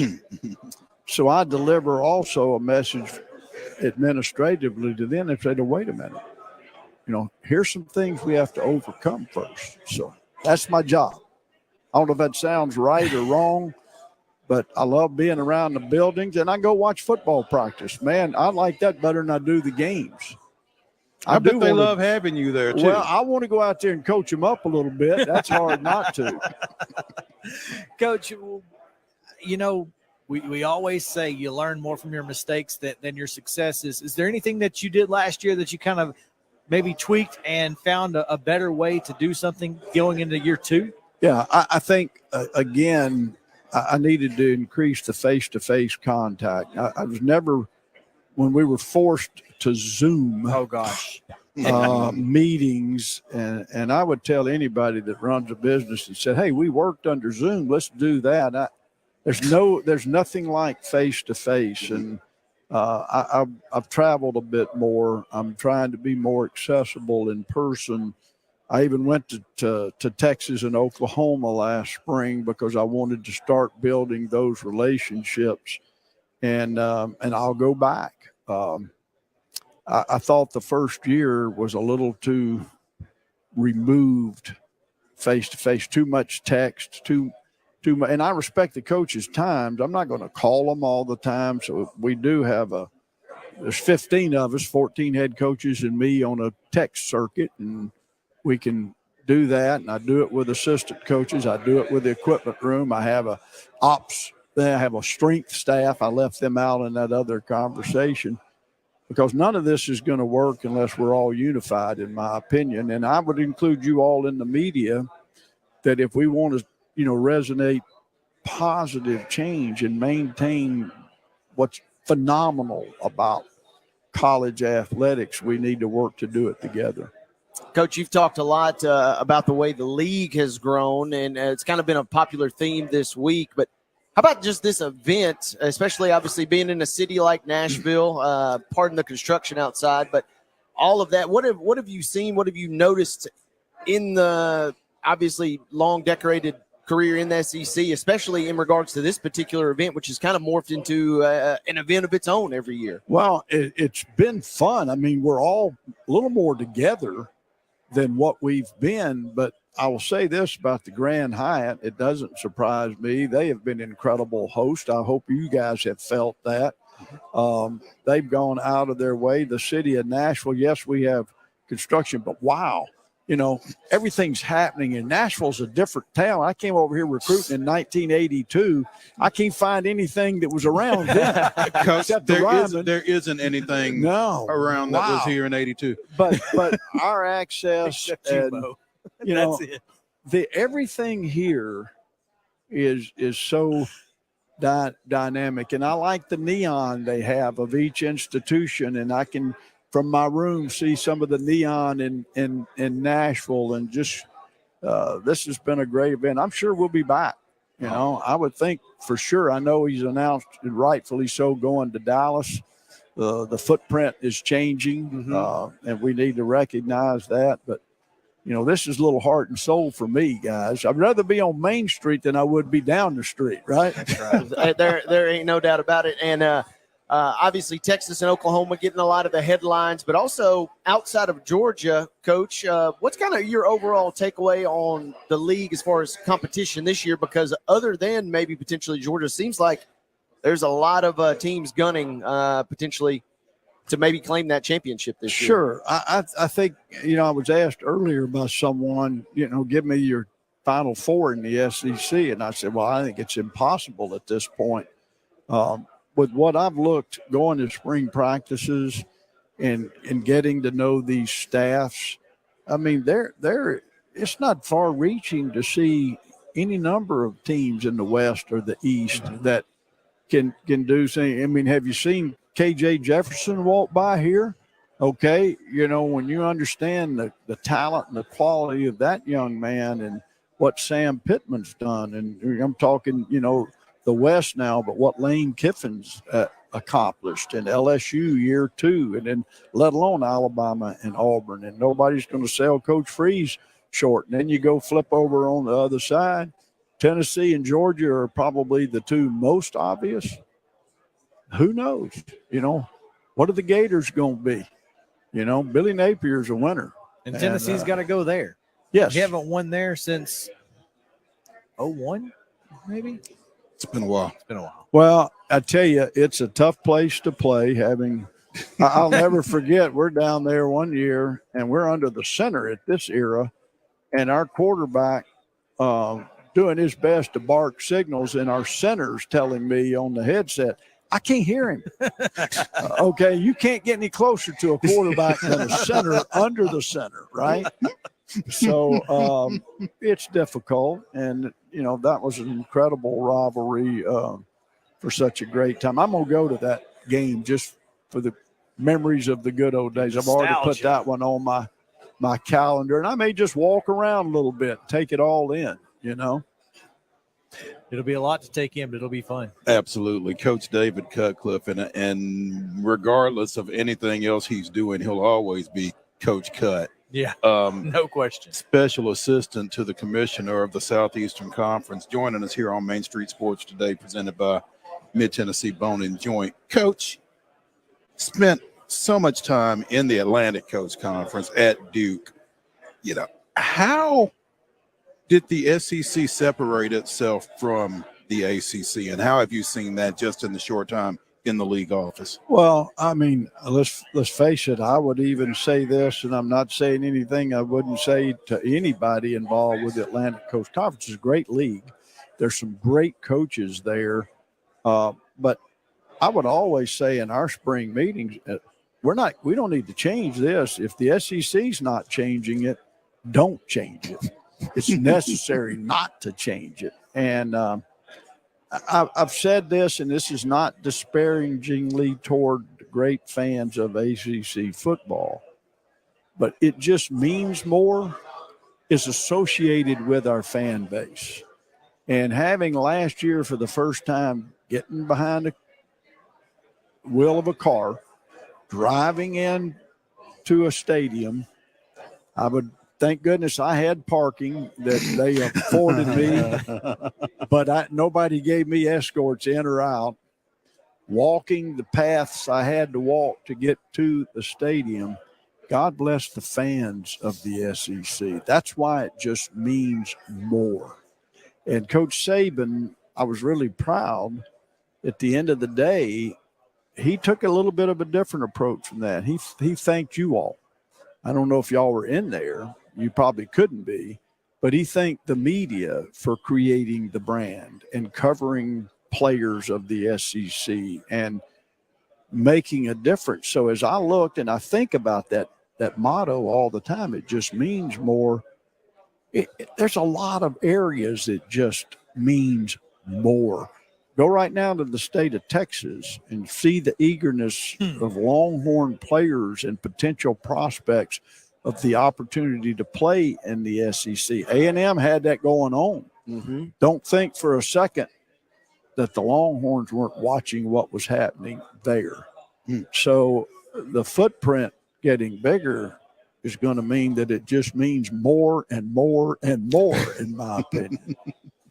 That would be great. I hope next year it says it just means more and more. I mean, I don't know if I could sell that to our marketing people or not, but it's not a bad one, right? No, it's telling not. you, and it's not inaccurate. Yeah, no, and that's why they have him around. Exactly. I mean, hey, you may be the special assistant to the marketing department after that one, Coach. I try to listen when I'm in that office. They've hired so many smart young people that my jaw drops. I'm like, wow, now you're great at what you do. You're great at what you do. Yeah, I mean, the commissioner, I think, understands no different than all the great coaches is just you surround yourself with winners. And he's certainly done that in that conference office. Well, I can tell you that for a young person to hear that from you, I'm sure it means a lot to them as well. Well, I care for them, and they're my teammates now, and I want them to know I'm there for them. I mean, I do. I have a lot of experience within our league, and I get asked a lot of questions by them, and they want to hear about the old days, and I can deliver that, but I'm bugging them all the time, wanting to know about the new day and what we can do with technology and our video people. If you want to see something amazing, you go to the conference office for a visit and go down to the video center. And what John McDade and those people do as far as replay and what I mean, everybody wants to complain about officiating. If they knew the efforts and the detail and how hard that is. And then he's having to recruit officials this day and time. I would encourage any young person that has a great love for the game, maybe to get interested in officiating. We're going to have a need there. And I tell officials all the time. It's going to be a lot easier now to get into big that time role, officiating absolutely, than it ever has been. And I'll say this, and I've told every official that's a friend, you go in any football facility, you're going to see the great players. You know, you're going to see the Peyton Manning. You're going to see these people. But if you will closely look at the picture, in the background, there's a guy in a striped shirt, which without that person, none of this is capable of happening.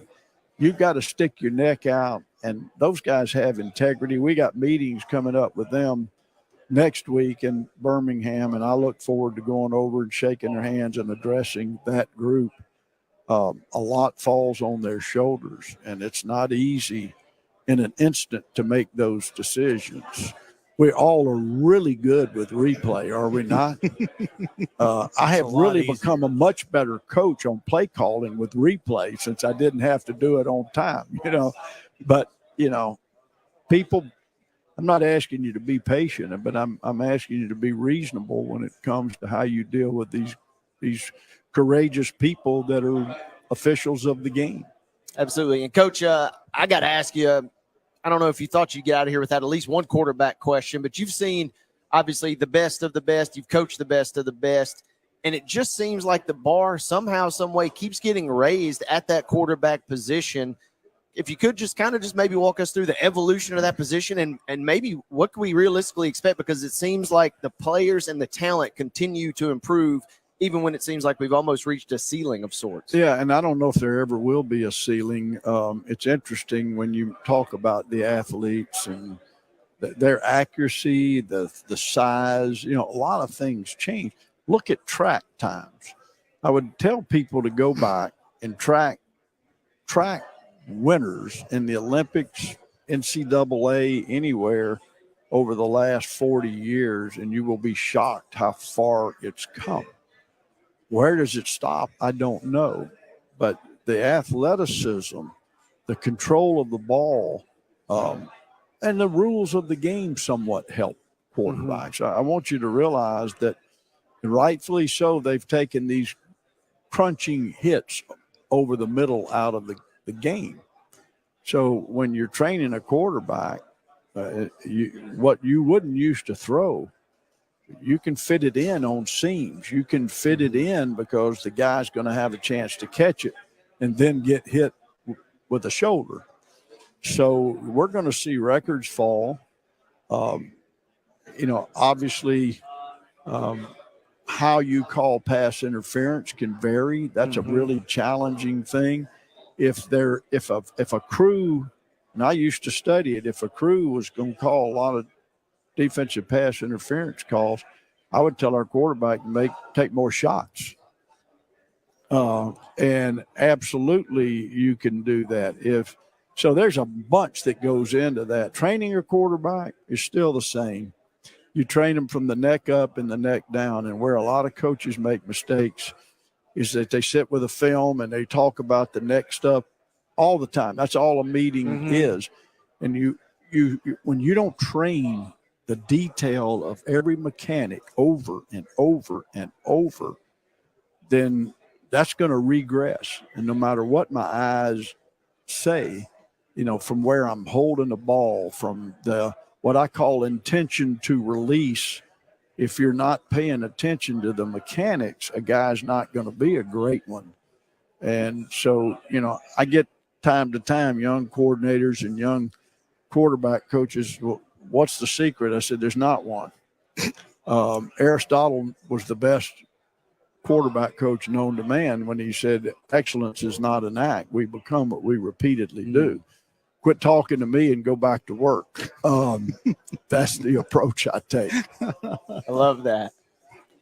Coach Davey Cutcliffe here with us on Main Street Sports today, presented by Mid-Tennessee Bone and Joint. Thanks, Coach, for taking time with us. We know you got to get downstairs and get your former offensive lineman up here. And if you see Coach walking through here with a fullback, don't be alarmed. Well, mind your business. He is a great youngster, great looking guy, and doing well in business, which makes me happy.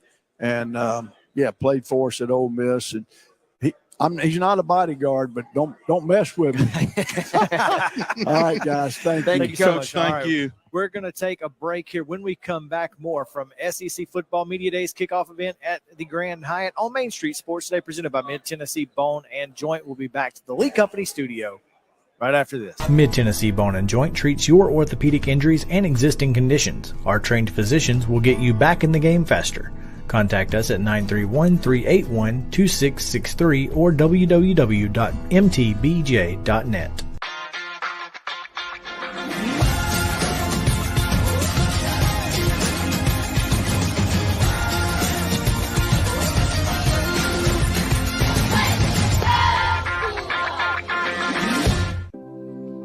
Custom Stone Handler supplies over 600 distributors and suppliers with quality stone products. Along with River Stone, we produce and distribute over 100 building, landscape, and other bulk products. Our goal is to provide quality products, service, and partnerships to ensure our customers' success. We firmly believe that the measure of any person or company is how they treat other people and customers. Give them a call at 931-490-4990 or visit CustomStonehandlers.com. With Lee Company technology, the best handymen are hands-off. Lee Company techs have been using visual findings and other smart technology tools for years to add transparency and virtually take customers along. You see what we see, whether we're in a crawl space or on a roof. With Lee Company, technology helps us help you, no matter what's happening in the world or at your house. You can't see the sights without the sounds. From the crack of the bat to the roar of the crowd and everything in between, discover what Hit City has to offer. Spend your nights cheering on the Nashville Sounds at First Horizon Park with giveaways, fireworks shows, theme weekends, and more. Single game tickets are on sale now. Visit NashvilleSounds.com to claim your seat today. Piggly Wiggly, located in Neely's Mill Shopping Center, is Columbia's locally owned and operated Cost Plus 10 grocery store dedicated to serving the community with low prices and smiling faces. Piggly Wiggly offers fresh, hand-cut meats daily, as well as daily hot plate lunches from their deli counter. You're certain to see smiling faces and a helping hand when you're here at Piggly Wiggly. Come by and check out our fresh produce, high-quality meats, and more. Down home, down the street, we'll see you at the Pig. Mid-Tennessee Bone and Joint has been the official sports medicine provider for Murray County Schools for more than 40 years. We specialize in orthopedic service, and our Ortho Quick Walk-In Clinic lets you bypass the ER. Visit us online at www.mtb.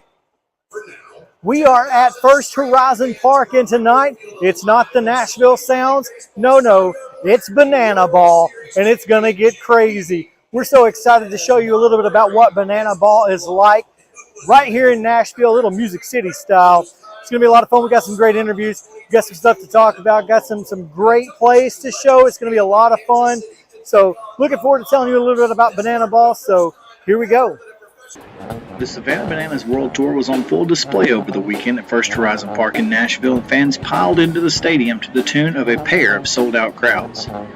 From entertainment outside the stadium while fans waited to get inside, to fans participating in both on-field promotions and in the game via foul balls and their fan challenge system, the Bananas create one of the most unique atmospheres in all of sports entertainment.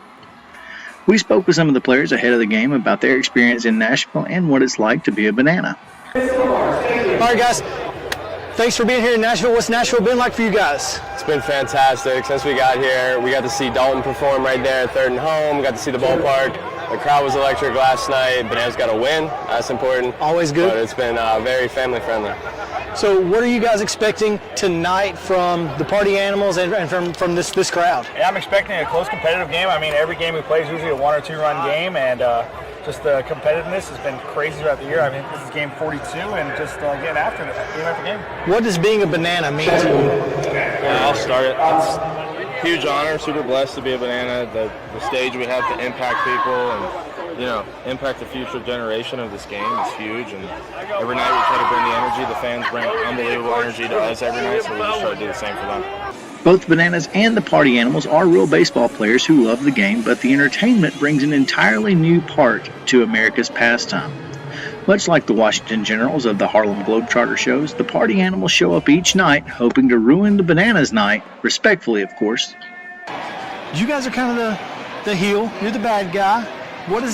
How do you play into that? Us, we love to be the bad guys on this side. We are here to ruin the show, but in a respectful way. This is a very kid-friendly environment, but we like to dance, we like to have fun. It's all love. We're all one big family here. We put on a big show, so it's all love. But for the fans, we like to put on a big show. That's all we do.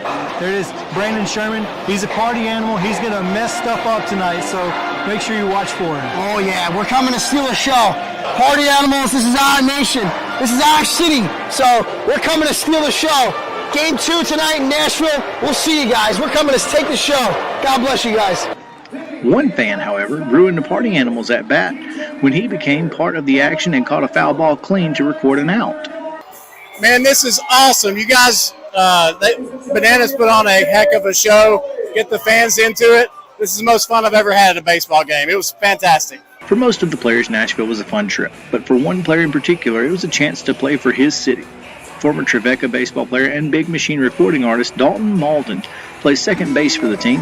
He got a chance to play some music for his teammates and fans at Third and Home, as well as show his talents off on the field right here. All right, we are here with Dalton Malden, a Nashville resident.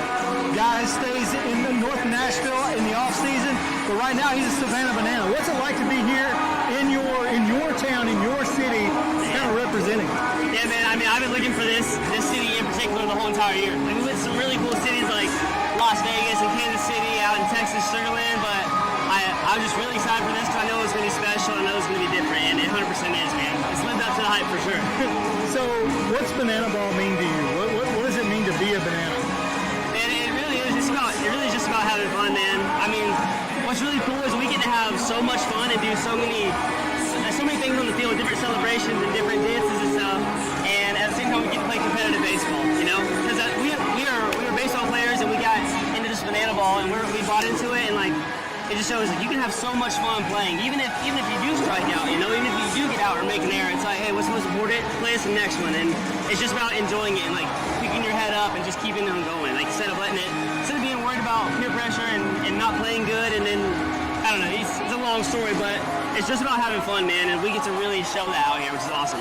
You got to play a show at third and home, and you got to do that in front of your guys. Yeah. How cool was that? That was cool. We've been trying to set up something. So I'm signed with Big Machine here in Nashville, and they set up the show I guess 2 days ago, and it was incredible, man. It was such a cool turnout, and a bunch of Banana fans came as well, so that was sick. Awesome. Well, good luck. Thank you for hanging out with us. We're looking forward to seeing you on the field. Nice to meet you, Chris. Thank you, man. While Malden is a baseball player turned musician / banana, the yellow-clad squad pulled former major leaguer turned musician Barry Zito into a machine on Saturday as he made his debut for the club in the team's 4-3 win. A remarkable scene here tonight at First Horizon Park on a Saturday night.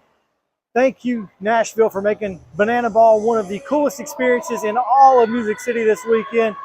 I'm sure that they will love to be back, and they'd love to see you guys come out next time. Again, reporting from First Horizon Park in Nashville, I'm Chris Yao.